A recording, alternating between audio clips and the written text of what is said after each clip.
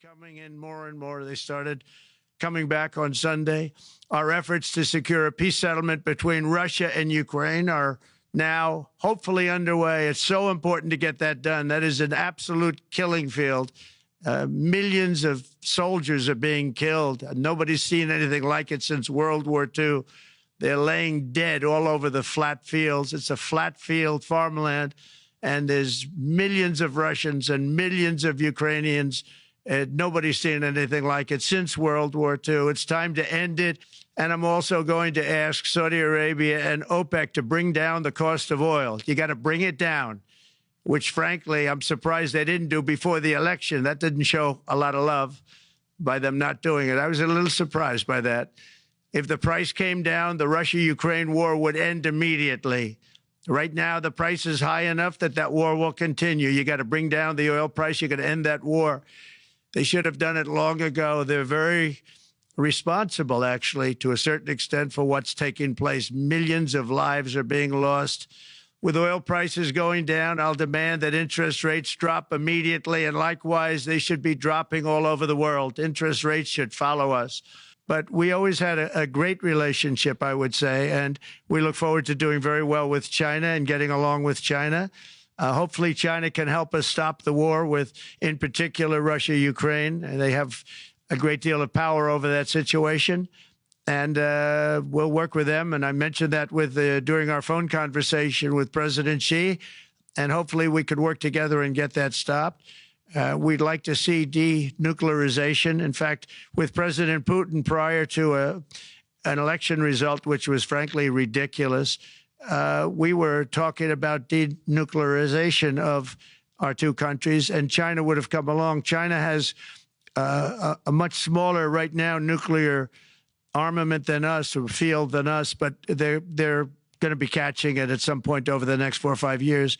And I will tell you that President Putin really liked the idea of cutting way back on nuclear, and I think the rest of the world, we would have gotten them to follow.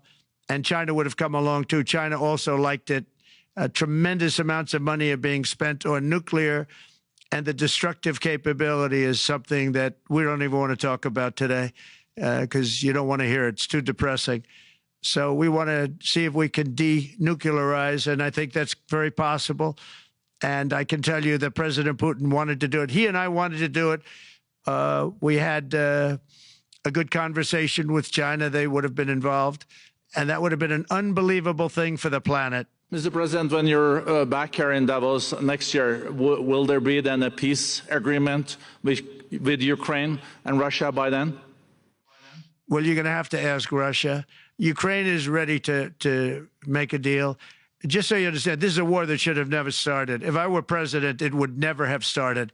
This is a war that should have never, ever been started. And it wasn't started during there was never even talk about it. I knew that it was the apple of President Putin's eye, but I also knew that there was no way he was going in, and he wasn't going to go in.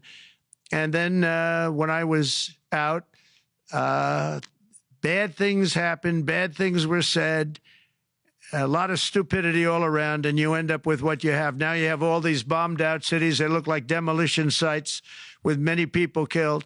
I think the thing that you'll see about Ukraine is that far more people have died than is being reported.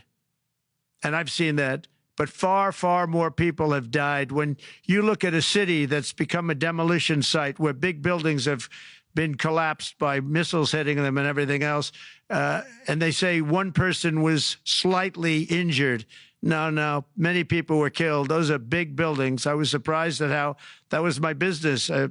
These are buildings that go 2 and 3 blocks long. They're 20 stories high. They're big, powerful buildings, and they were knocked down, and there were a lot of people in those buildings. That announced that 2 people were injured. That's not true. So I think you're going to find that there were many more people killed in Ukraine in the Ukraine war than anybody has any idea. But if you look now, so many of the people being killed are soldiers just facing each other with guns, rifles, and drones, the new form of warfare, drones.